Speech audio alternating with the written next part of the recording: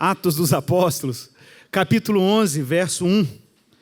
Nós estamos aí nessa série de Atos. Hoje é domingo da Igreja Perseguida, hoje é domingo da Trindade, hoje é dia da gente celebrar quem Deus é nessa comunhão eterna de amor e a gente celebrar a misericórdia de Deus também para com a sua igreja no mundo.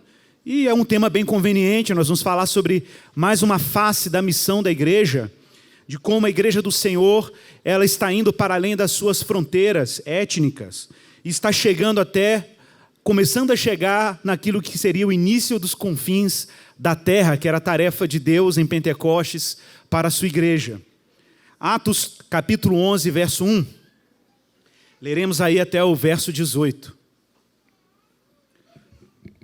Bom, e assim diz a palavra do Senhor: chegou ao conhecimento dos apóstolos e dos irmãos que estavam na Judeia, que também os gentios haviam recebido a palavra de Deus. Quando Pedro subiu a Jerusalém, os que eram da circuncisão o arguíram, dizendo: entraste em casa de homens incircuncisos e comeste com eles.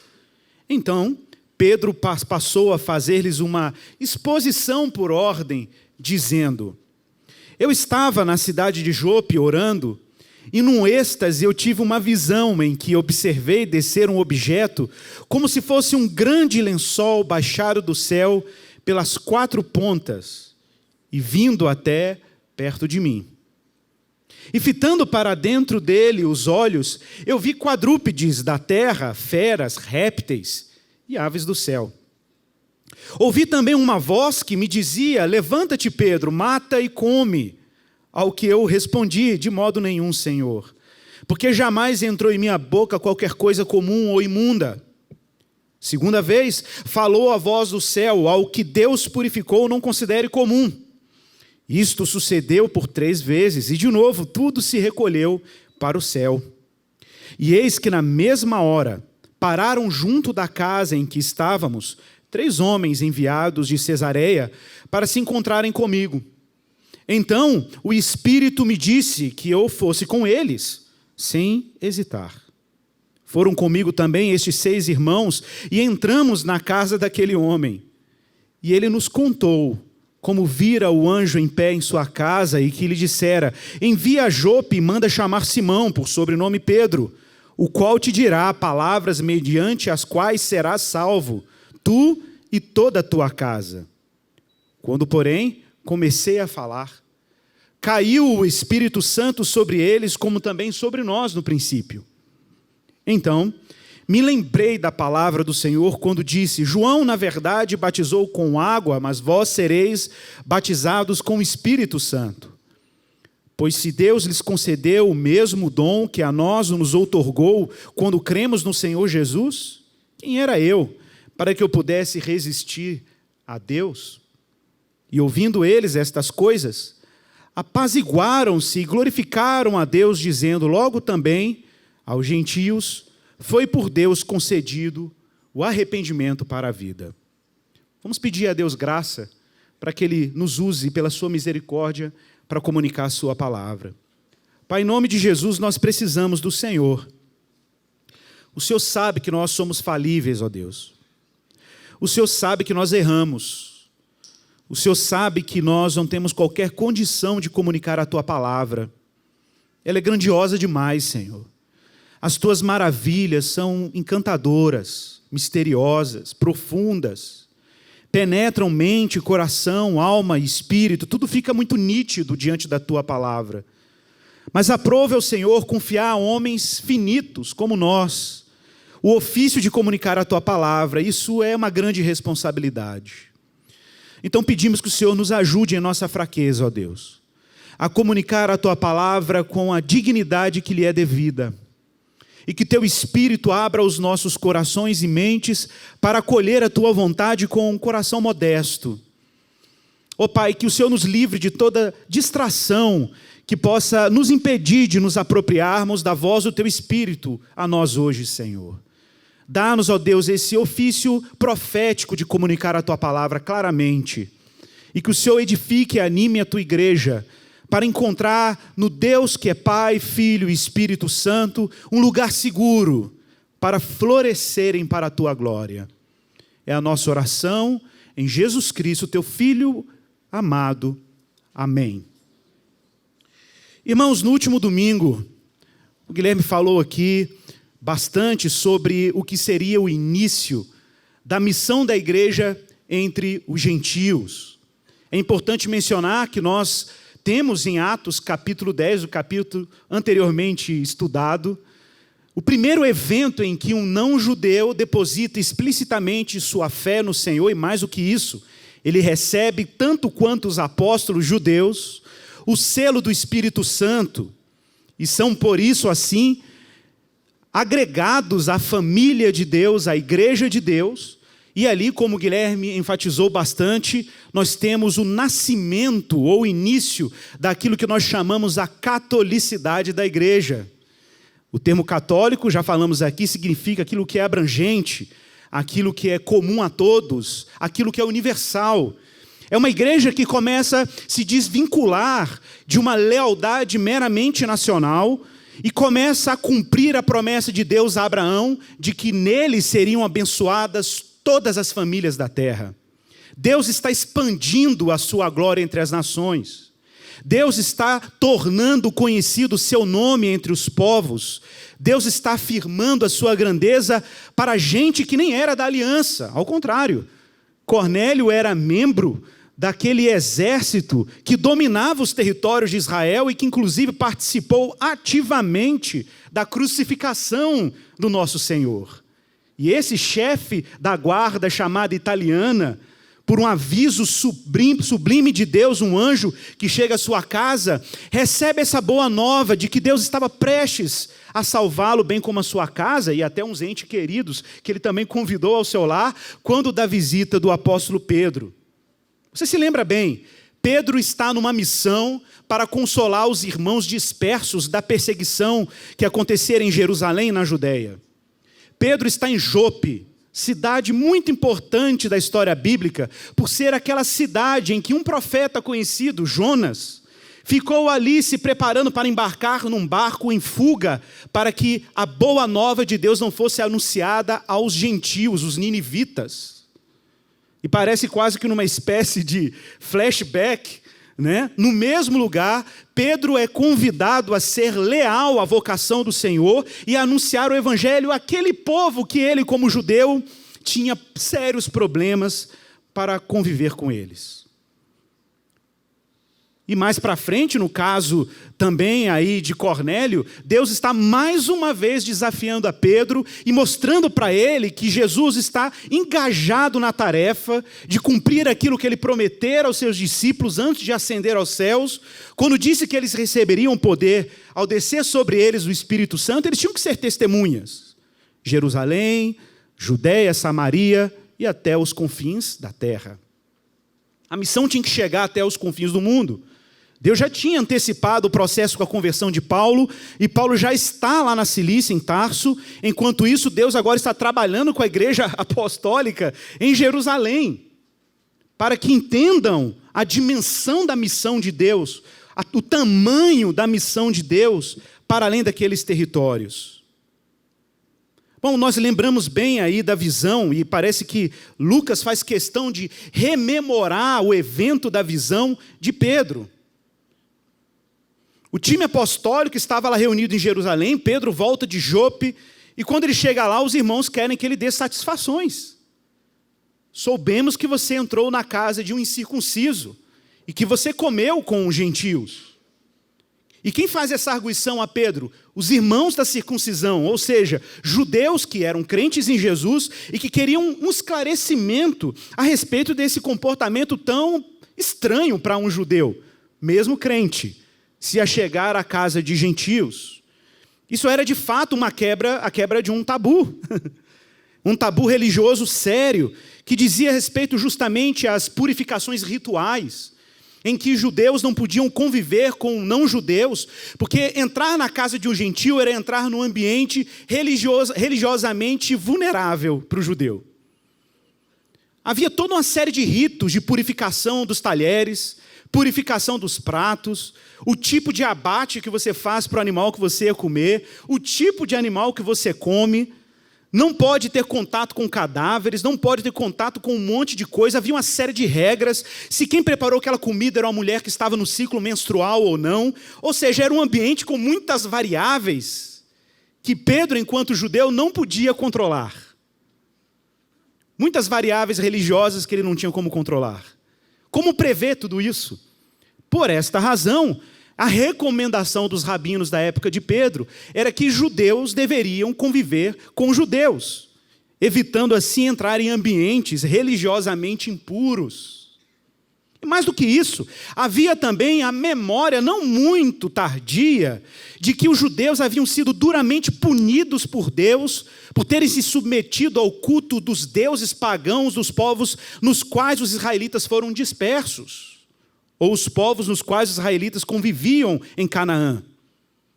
Conviver ou casar com não-judeus implicou em vários momentos em cultos idólatras por parte dos judeus daquela época. Já na época de Jesus, os judeus estão, como diz o bom mineiro, gato escaldado. Eles não queriam colocar em risco novamente a sua fé monoteísta, no único Deus, em risco, numa possível convivência com os gentios e ali, quem sabe, ser tentado a prestar culto àqueles deuses pagãos. Mas será que isso era uma ordem explícita da palavra de Deus para os judeus? Será que havia, de fato, uma ordem clara na Bíblia hebraica que dizia que os judeus não deveriam conviver com os gentios? Bom, na verdade, o que existe explicitamente em todo o Antigo Testamento é uma clara ordem que Deus havia escolhido os judeus para serem luz para os gentios. O próprio Salomão, quando edifica o templo, o faz orando e dedicando aquele templo também como lugar de oração para as nações. O profeta Isaías, lá no seu livro, no capítulo 59, ele diz que o templo do Senhor é chamado de casa de oração para todos os povos, para todas as nações. Mas o questionamento dos irmãos de Jerusalém é implacável. Entraste em casa de homens incircuncisos e comeste com eles. E é curioso porque não é num tom de pergunta, é uma afirmação. Tipo, nós temos aqui a informação de que você entrou na casa de incircuncisos. Mas não foi uma pergunta ou um questionamento ou uma alegação maldosa. Eles queriam entender o que estava acontecendo. Eles respeitavam o apostolado de Pedro. E Pedro tenta deixar mais ou menos claro, ou clara, as razões por que Deus o convencera a entrar em território estranho. Irmãos, veja que interessante esse gesto que Deus está ensinando a Pedro a desenvolver, esse gesto de amor e compaixão, com aquele que nos parece tão estranho. Essa semana mesmo eu estava gravando um BTcast lá com o Bibo, e a gente está fazendo uma série sobre o livro Igreja Centrada, do Keller, e nós estamos exatamente no capítulo que fala sobre contextualização. E o Keller está falando sobre como a contextualização, ou seja, a capacidade que um cristão tem que ter, enquanto missão, de sair da sua zona de conforto cultural e penetrar em contextos que não lhe são confortáveis, conviver com pessoas que não lhe são as mais agradáveis, por causa da necessidade que o Evangelho tem de chegar para essas pessoas, é um gesto de extremo amor, de extrema compaixão. Irmãos, nós todos corremos o risco de cultivarmos uma vida de gueto e privarmos as pessoas da realidade do Evangelho, porque achamos que determinados ambientes são contaminados demais, impuros demais, ameaçadores demais. Mas veja bem, Pedro está justamente sendo desafiado por Deus a entrar em territórios nada seguros. Territórios, inclusive, que traziam uma série de desconfortos. E ele teve que ser convencido, num êxtase, de que Deus queria expandir a fronteira do Evangelho para territórios antes tão ameaçadores. E isso se deve a uma série de razões, se deve a uma série de promessas. E é curioso, porque na medida que ele descreve a visão, eu gosto de comparar a descrição da visão de Pedro aqui com a do capítulo 10, porque quando ele conta a visão na casa de Cornélio, ele não apenas conta a visão daquele lençol descendo do céu com animais considerados impuros para um judeu, mas o que é curioso é como ele explica a visão. Porque como ele explica a visão? Ele chega para esses irmãos e diz claramente, olha, Eu vi, está lá em Atos 10, 28, diz assim, olha, vocês bem sabem que é proibido a um judeu ajuntar-se ou mesmo se aproximar a alguém de outra raça. Mas Deus me demonstrou que a nenhum homem, ele não falou animal, ele falou a nenhum homem, porque observe, é claro que o centro da visão, o tema da visão, não é que Deus estava querendo quebrar um tabu alimentar de Pedro. O tema da visão é que Pedro estava equivalendo a relação dele com gentios como a relação que ele tinha com animais impuros. Do mesmo jeito que ele tratava, sei lá, o porco como um animal proibido para o judeu comer, ele estava tratando o convívio dele com não-judeus. Mas quem criou o não-judeu? Ora, o mesmo que criou o judeu e viu que era bom. Não fazia sentido tratar os gentios de maneira tão indigna como aquele animal que você rejeita, considerado ritualmente impuro, aqueles que Deus agora deseja salvar. Então observe que o próprio Pedro reconhece que Deus não faz essa discriminação e que Deus está altamente interessado em que o evangelho chegue naqueles que para Pedro eram tão desconfortáveis. Mas você sabe por que aparece um lençol no céu? Não? No livro de Isaías, capítulo 25, o profeta Isaías fez uma profecia extraordinária sobre o papel do Messias. Ele vem falando várias coisas sobre o servo do Senhor. E aí, num determinado verso capítulo 25, verso 7, o profeta Isaías recebe uma palavra do Senhor em que ele diz que o Senhor destruiria no Monte Sião, em Jerusalém, a coberta, a mortalha, o lençol que envolve todos os povos e o véu que está posto sobre todas as nações. O que Deus está prestes a fazer com a missão da igreja é abrir os olhos dos povos para um grande evento que acontecera na periferia do mundo, gente. Num rincão qualquer do mundo. Grande parte do movimento messiânico de Jesus acontece na Galileia, numa região que já era a periferia da periferia, como eu sempre falo isso. E agora Deus está transformando aquele movimento que parecia tão provincial, aquele movimento que parecia tão doméstico, tão da domesticidade religiosa dos judeus, dos dilemas judaicos sobre religião, a um movimento que transcendia os territórios de Israel e tinha que chegar a terras longínquas. Como já falei, Deus havia prometido a Abraão. Vamos pensar aqui, quais são os fundamentos que estão por trás da missão católica da igreja? Da tarefa de tornar Cristo uma mensagem universal, para além dos limites étnicos e geográficos de Israel. Primeiro, a raiz de tudo isso está em Abraão. Escute, meu irmão, a catolicidade da igreja é abraâmica. A catolicidade da igreja tem raízes no patriarca Abraão, porque Deus, a propósito, o que significa Abraão? Abraão significa pai de povos. E Deus está dizendo para Abraão que nele, na semente dele, nós já vimos isso aqui, que o apóstolo Paulo interpreta a promessa de Deus a Abraão em Gênesis 22.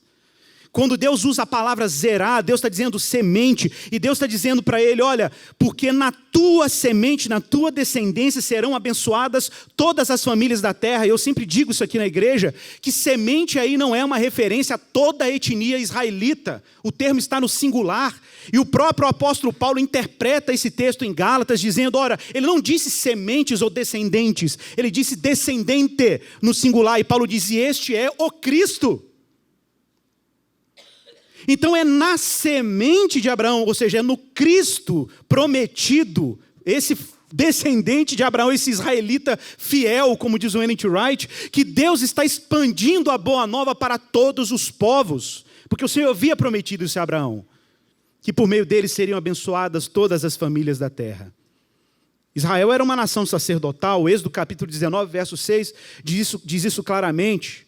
Mas veja que interessante, quando Salomão vai inaugurar o templo em 2 Crônicas, capítulo 6, não precisa abrir, só anote a referência, capítulo 6, verso 32, ele faz uma oração assim, né? Senhor, quando o sacerdote orar nesse lugar, quando o israelita orar nesse lugar, quando o peregrino orar nesse lugar, e ele chega numa altura, ele diz assim, também ao estrangeiro que não for do teu povo Israel, Salomão, quando ele vier de terras remotas, de terras longínquas, por amor do teu grande nome, e por causa da tua mão poderosa, e do teu braço estendido, e orar, voltando para esta casa, ouve tu dos céus, e do lugar da tua habitação, e faze tudo o que o estrangeiro te pedir, a fim de que todos os povos da terra conheçam teu nome, para te temerem como teu povo Israel, e para saberem que esta casa que eu edifiquei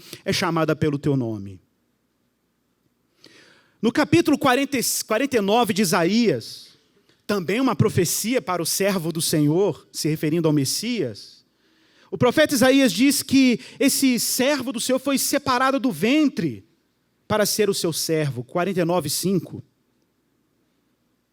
E ele é claro ainda, o profeta diz, porque sim, diz ele, diz o Senhor, e o profeta falando em nome do Senhor, pouco é o seres meu servo para restaurares as tribos de Jacó e restaurares para trazer os remanescentes de Israel. Para mim é pouco.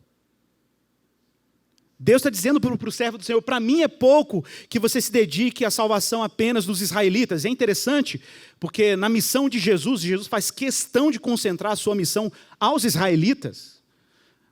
De vez em quando aparecem uns eventos que são completamente fora da agenda, né? Parecem fora da agenda. De repente aparece uma mulher cananeia, totalmente pagã, seguindo Jesus, pedindo para Jesus ter misericórdia, porque sua filha ou seu filho estava terrivelmente endemoniado, e Jesus fala assim para os discípulos, avisa para ela aí que eu não vim senão as ovelhas perdidas da casa de Israel.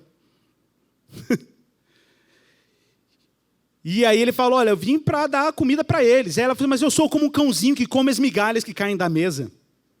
Jesus toma um susto com a fé daquela mulher gentia, cananeia, e fala, nossa, mas que fé é essa que essa mulher tem? Numa outra ocasião, de novo, um evento que parecia fora da agenda, Jesus está caminhando para Jerusalém para ser crucificado, e os discípulos recebem o contato de 2 gregos, procurando Jesus. E aí quando os discípulos chegam para Jesus e falam assim, tem uns gregos aí querendo te conhecer. A Jesus, uns gregos, né? Aí ele diz, pois é, está chegando a hora do Filho do Homem. Ou seja, as nações já estavam procurando essa boa nova, mas a agenda tinha que ser prioritária. A agenda prioritária é que Deus tinha que falar dessa boa nova, cumprir as profecias para com os israelitas. Até o tempo determinado em que a boa nova seria proclamada a todas as gentes. Mas os discípulos não tinham esse discernimento ainda, eles tiveram que ser convencidos progressivamente de que Deus ia levar essa notícia para as nações.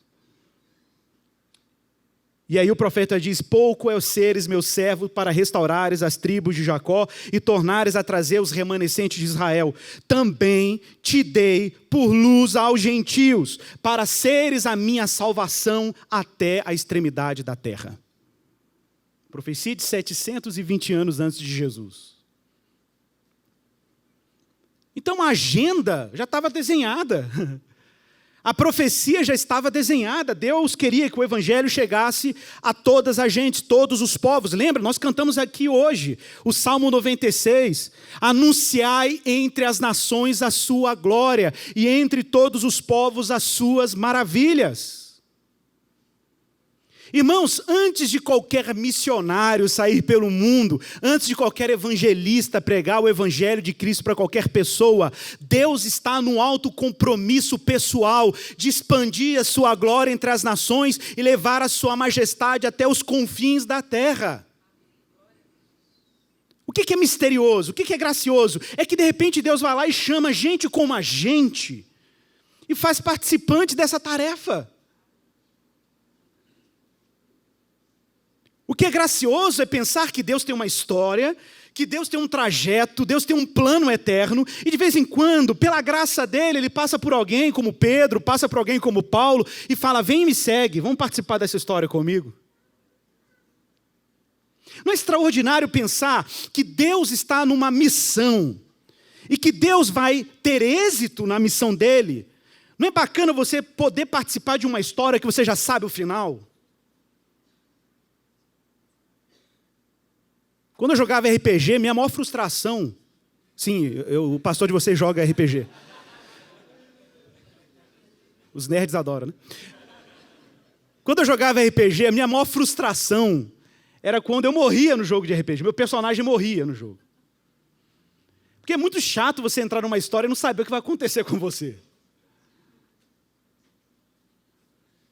Mas quando você entra numa história em que você sabe o final, que você sabe quem é o alfa e o ômega, que você sabe que ele deu um mega spoiler na cruz quando disse está consumado, que você sabe que ele conduz a história para a glória dele, que todas as coisas estão convergindo para ele, como diz lá Paulo em Colossenses, quando Deus está reconciliando o mundo consigo mesmo, por meio de Jesus. Meus irmãos, eu quero fazer parte dessa história. Você tem que querer fazer parte dessa história.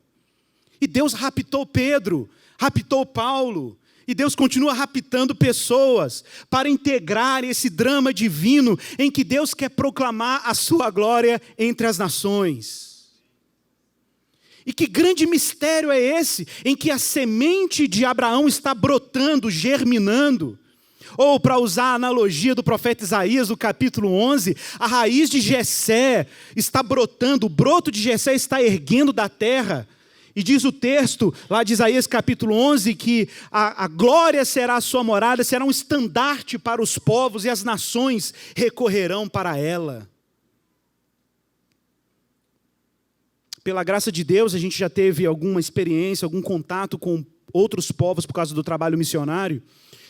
E para mim é sempre uma experiência muito extraordinária, a gente chegar em territórios que falam outros idiomas, outra língua, outras práticas culturais, outras etnias, e as pessoas estão ali cultuando a Deus, e você entra no culto, e você, por alguma razão, aquilo é o seu povo, aquilo é a sua cultura, aquilo é sua gente, aquilo é o seu povo, é o povo batizado na Trindade, é o povo que celebra Jesus, é o povo que é uma só carne, é um só espírito, é um só pão, é um só vinho com você. É maravilhoso. É maravilhoso ver a dimensão do alcance desse evangelho, como nós estamos aqui agora cultuando a Deus. Aqui, meu irmão, nas terras de Além-Mar, nas terras de Santa Cruz, ok? E a boa nova de Cristo chegou até esses territórios.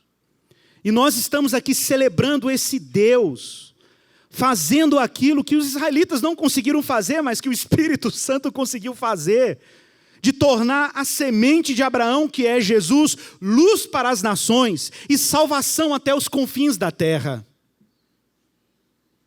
Para mim isso é extraordinário. É a gente entrar numa história de salvação que é singular, incomparável.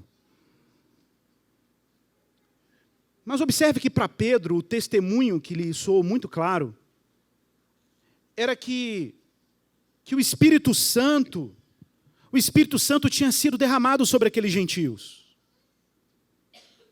E o que o Espírito Santo estava fazendo com aqueles gentios? Qual era o poder que Deus estava operando de maneira tão particular sobre aqueles irmãos não judeus que convenceram a Pedro de que ele estava fazendo a coisa certa em anunciar o evangelho naqueles irmãos romanos? Abra sua Bíblia, Efésios capítulo 2, verso 11. Vamos ler junto esse trecho. Eu vou explicando para vocês cada versículo para ficar bem claro.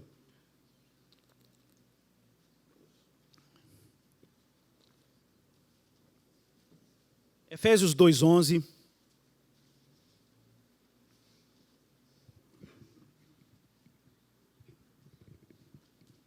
Veja como esse texto ele é importante para a gente entender esse mistério que Deus está operando. Igor, qual era então o problema? Se Deus havia previsto pelos profetas, pela lei, pela palavra dele, nos Salmos, que Deus tinha como horizonte alcançar as nações e fazer a sua glória chegar aos povos, qual era o problema então que fazia com que os judeus tivessem uma distância em relação aos gentios e isso impedia o cumprimento dessa promessa? Claro, a gente sabe que Deus é soberano, que tudo isso está dentro de uma agenda divina. Mas existia um sistema, existia um dogma que impedia os judeus de perceberem que Deus estava caminhando na história para criar uma unidade definitiva entre judeus e gentios no Senhor. E Paulo vai explicar isso aqui em Efésios 2, verso 11. Veja que interessante. Portanto, lembrai-vos que outrora, no outro tempo, vós, gentios na carne, então observe, Paulo está dirigindo as suas palavras aos não-judeus da igreja de Éfeso, chamados incircuncisão por aqueles que se intitulam circuncisos. Ou seja, lembra, vocês tinham um apelido. Os judeus que são da circuncisão chamavam de você, aqueles incircuncisos. E ele diz, incircuncisos, chamado de incircunciso por aqueles que são circuncidados segundo a mão, segundo a carne, por mãos humanas. Verso 12, naquele tempo, qual tempo? Antes deles estarem em Jesus, naquele tempo, vocês estavam sem Cristo. Vocês não tinham Cristo. Naquele tempo, vocês estavam separados da comunidade de Israel, não pertenciam ao povo de Deus. Vocês eram estranhos às alianças da promessa, ou seja, todos aqueles pactos que Deus firmara na antiguidade, o pacto que Deus firmou com Adão, com Noé, com Abraão, com Moisés, e até a nova aliança, todos aqueles pactos, aquelas alianças, os gentios sequer podiam dizer, ou sequer conheciam tais pactos. E tudo isso a gente estava privado. Não tínhamos esperança e estávamos sem Deus no mundo. Mas aconteceu algo, verso 13. Aconteceu algo. E aí Paulo descreve o que foi que nos aconteceu. Mas, agora, nesse momento, que vocês estão na igreja, que vocês estão em Cristo Jesus, vós que antes estáveis longe, lembra, o foco é confins da terra. Vós que antes estáveis longe, fostes aproximados pela circuncisão? Pela religião? Importante isso. Fostes aproximados pelo sangue de Cristo. Pelo sangue de Cristo. Porque Ele é a nossa paz. Observe a ênfase de Paulo aqui no termo paz, porque ele vai repetir isso vários momentos nesse trecho, não nesse trecho, mas até mais para frente, ele fala muito sobre o termo paz, porque o termo paz aqui, shalom, né, tem essa conotação de shalom na cabeça de Paulo, paz porque Paulo sabia da velha inimizade que existia entre judeus e gentios. E Paulo sabia que o único lugar em que essa inimizade podia ser resolvida era no contexto da igreja de Cristo. Mas é claro que essa inimizade não é meramente uma inimizade entre judeus e gentios. Essa inimizade é uma inimizade entre seres humanos. Essa é a velha inimizade de Caim contra Abel. Essa é a velha inimizade da fraternidade humana. Os seres humanos vivem tensos. A gente vive num eterno fla-flu. Cruzeiro e Atlético. Esquerda e direita. A gente sempre arruma alguma coisa para criar inimizade. A gente sempre cria um mecanismo para dizer nós e eles. E o mistério da igreja aqui é que Cristo Jesus está reconciliando irreconciliáveis. Jesus Cristo está juntando gente que não tinha como juntar. E observe, Paulo não é infantil ao ponto de dizer assim, entendi, então a igreja de Jesus, entendi, então para a gente ter unidade, vamos fazer uma performance, um festival hippie, em que todo mundo vai tomar chá de cogumelo, e a gente vai se juntar numa dança neopagã, druida, né? E a gente vai ficar feliz e todo mundo junto, curtindo aquela onda, e a gente vai conseguir ter unidade. Não, gente, Paulo não está propondo uma unidade romântica. Paulo não está propondo uma unidade esotérica. Paulo está dizendo que se Cristo mesmo não se comprometesse pela unidade, ela não seria possível. Então Deus está inserindo na igreja um grupo de pessoas que na antiguidade, fora de Cristo, causa desconforto para aqueles irmãos judeus. Imagina essa turma comendo junto. Um irmão que estava lá há séculos, uma cultura que estava há séculos, milhares de anos, olhando para o porco como se fosse, sei lá, a coisa mais aversiva possível.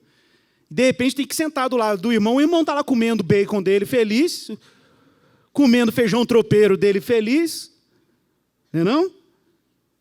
E ele tem que conviver com aquilo. E tem que conviver com aquilo porque entre ele e o irmão existe um reconciliador, existe um mediador, existe alguém que não nos dá o direito, como diz Bonhoeffer, que não nos dá o direito de acessar o irmão diretamente. Porque se você acessa o seu irmão diretamente, você vai exigir do seu irmão aquilo que ele não pode te dar. Mas grande mistério é quando entre eu e meu irmão existe o sangue de Cristo. Existe a revelação de Jesus, que me reconcilia com Ele, em que eu não consigo olhar para Ele com um olhar de vantagem moral. E você pode observar, nas nossas seletividades, a gente sempre tem essa tendência de ter, assim, eu tenho uma vantagem moral em relação a Ele. Eu sou eticamente superior a Ele. E, na verdade, o que Cristo está fazendo, me colocando diante do meu irmão, pela mediação dele, é deixando claro que eu devo tratar o meu irmão do mesmo jeito que Cristo me tratou.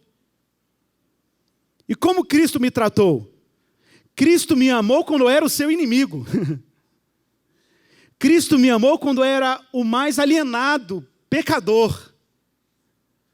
Então, se Cristo me amou de forma incondicional, em Cristo, observe que o texto é claro, não é fora dele. Isso não é uma questão de mera vontade moral humana, não, é um milagre. Deus está operando um milagre, você começa a amar adversários.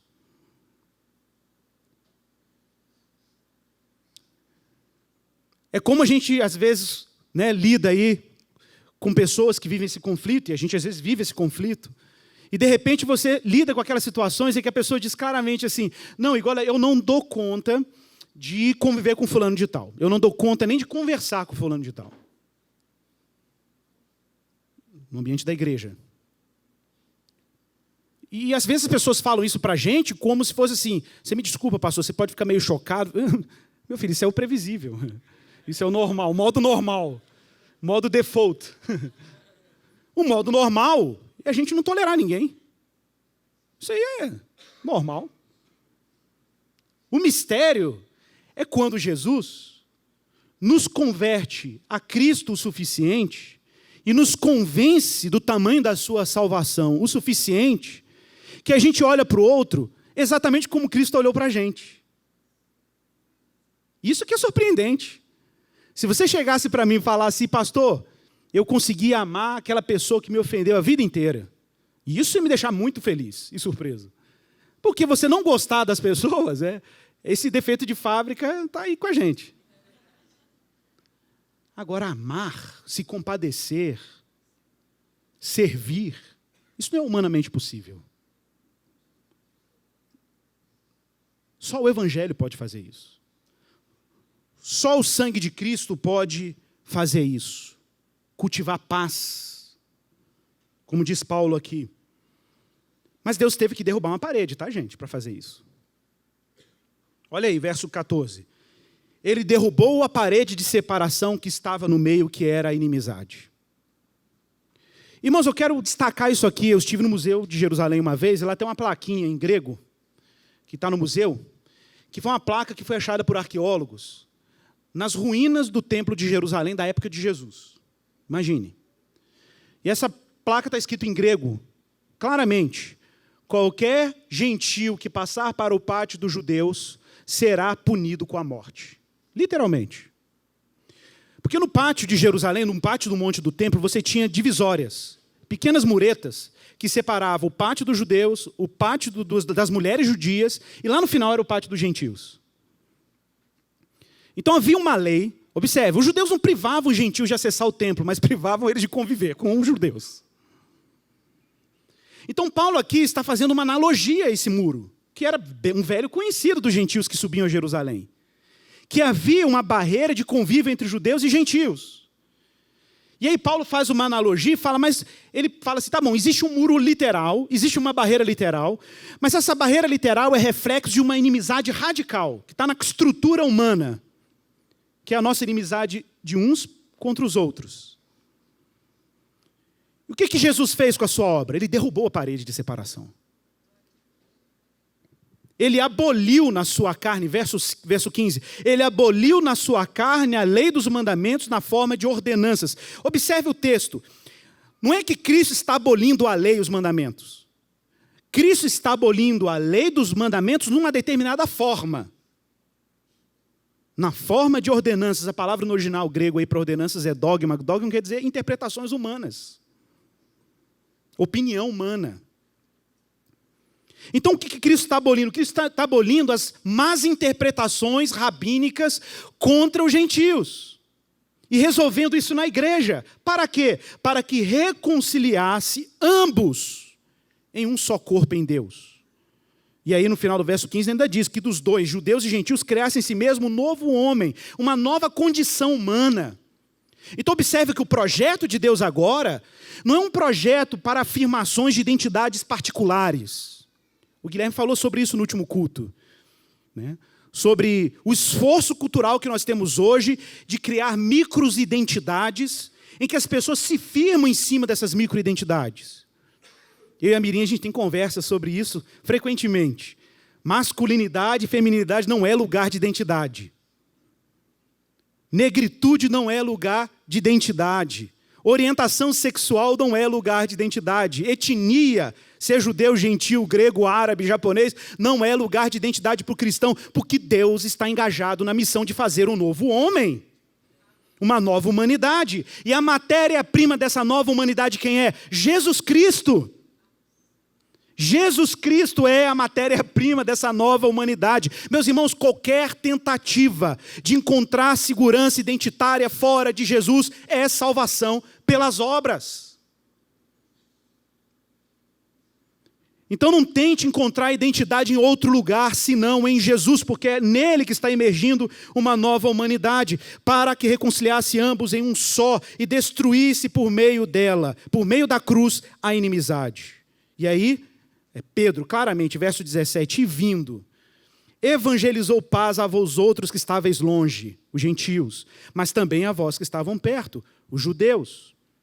Porque por ele, por Jesus, ambos, judeus e gentios, temos agora acesso ao Pai em um Espírito. Por isso que quando Pedro viu que o Espírito Santo caiu sobre os gentios na casa de Cornélio, ele falou, pronto, está resolvido. Está resolvido o problema, porque, espera aí, eles foram tão selados pelo Espírito Santo quanto eu. E o que significa, gente, esse ato de Deus batizar com o Espírito Santo? Existem tantas dúvidas sobre batismo no Espírito Santo, estou caminhando para o final. Primeiro, por que existe essa combinação, batismo e Espírito Santo? Batismo, baptizo em grego, mergulho. Imersão. Os meus irmãos presbiterianos adoram essa parte. Imersão, mergulho. Não é curioso você, de repente, ver essa combinação de termos? Batismo no Espírito Santo. Não é curioso pensar que o que Deus está fazendo com esses gentios e o que Deus fez com os discípulos, é aquilo que Cristo prometeu, que João Batista batizou com água, mas Jesus veio para batizar no Espírito Santo, e pensar que Deus está querendo com que estejamos imersos no Espírito. O que Deus faz com os gentios é mergulhar os gentios na realidade do Espírito, como fez com os judeus que creram nele. O batismo remetia para os judeus uma linguagem de purificação. Quando os gentios se convertiam ao judaísmo, eles tinham que passar por um rito de batismo também. Então, remetia a ideia também de abandonar uma velha vida pagã e abraçar uma nova vida. O batismo remete à noção de morte e ressurreição, sepultamento e ressurreição. Mas é no Espírito. Quase nos termos da linguagem de Jesus para Nicodemos, lá no Evangelho de João. Quando Jesus chega para aquele rabino judeu e diz, olha, para você, eu quero te dizer uma coisa, para você tem que nascer de novo. E aquele que não nascer de novo não pode ver o reino. Por que não pode ver o reino? Porque o reino de Deus é o reino do Espírito. Você tem que estar mergulhado nele, você tem que estar dentro dessa dimensão do Espírito. E Nicodemos, apesar de ser um homem versado na lei, não entendeu nada. Ele ficou lá racionalizando, mas espera aí, como é que pode um homem nascer sendo velho? Imagina, fazendo as equações. Pode, porventura, voltar ao ventre materno e nascer segunda vez? Aí Jesus vai e responde para ele assim, olha, Nicodemos, quem não nascer da água e do Espírito, não pode entrar no reino de Deus. O que é nascido da carne é carne, mas o que é nascido do Espírito é Espírito. Não te admires de eu te dizer, olha, importa-vos nascer de novo. O vento sopra onde quer, ouves a sua voz, mas não sabe de onde vem e nem para onde vai. Assim é todo o que é nascido do Espírito. Gente, preste atenção nesse finalzinho, verso 8. Jesus está dizendo, tá bom, ser batizado no Espírito é ser gerado do Espírito, é ser gerado de Deus, é virar filho de Deus, é ser transformado e concebido do ventre divino, é nascer do querer divino, é deixar o velho homem virar uma nova criatura em Deus, é participar da nova criação de Deus. Mas mais do que isso, uma vez que somos imersos nessa realidade do Espírito, os nossos ritmos, as nossas agendas, os nossos movimentos são determinados pelo Espírito. Como Pedro, que foi conduzido pelo Espírito a Jope, à casa de Cornélio, à casa de Simão o curtidor, do mesmo jeito aquele que é batizado no Espírito tem o ritmo da sua vida, da sua existência, determinado pelos ritmos do Espírito. O vento sopra onde quer, ouves a sua voz, não sabes de onde vem, nem para onde vai. Assim é todo aquele que é nascido do Espírito. Meus irmãos, que o Senhor Jesus nos conecte uns com os outros no poder do Espírito. E que o Senhor Jesus nos conecte com a missão de Deus neste mesmo poder do Espírito. Que possamos, aqueles que não nasceram de novo, nascer da água e do Espírito. Para que Deus determine os ritmos da nossa vida, inclusive nos leve a contextos nada confortáveis.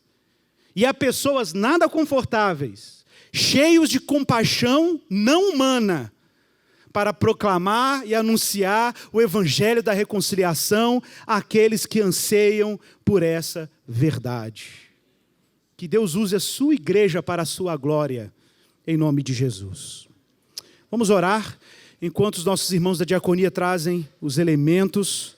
Vamos pedir a Deus para que nos conceda nesse santo domingo da Trindade uma renovação no seu espírito, para que sejamos animados a andar de acordo com a missão de Deus. Ore aí, meu irmão, feche os seus olhos um pouco, fale um pouco com o Senhor, prepare o seu coração para a ceia, prepare o seu coração para a comunhão dos santos, para a nossa unidade uns com os outros no Senhor. Pai, em nome de Jesus, a tua igreja está aqui hoje reunida, carente do teu Espírito Santo. Anima o teu povo a andar no ritmo do Espírito Santo. Concilia o coração do teu povo com aqueles que também são parte do teu povo, mas que o Senhor não faça isso na força da nossa carne, mas no poder do Espírito. Porque a tua palavra diz que é não por força e não por poder, mas é pelo teu Espírito. Deus, que o Senhor anime a tua igreja a fazer coisas que humanamente nós não podemos fazer. Humanamente nós não podemos amar o próximo, humanamente nós não podemos responder à missão de Deus. Humanamente nós não podemos ter compaixão de ninguém. Mas no Espírito, no ritmo do Espírito, Pai, o Senhor pode fazer com que cheguemos a quem não desejamos chegar. Então que o Senhor oriente a tua igreja a andar num ritmo de graça, mistério e gratidão no Senhor. É a nossa oração em Jesus Cristo. Amém.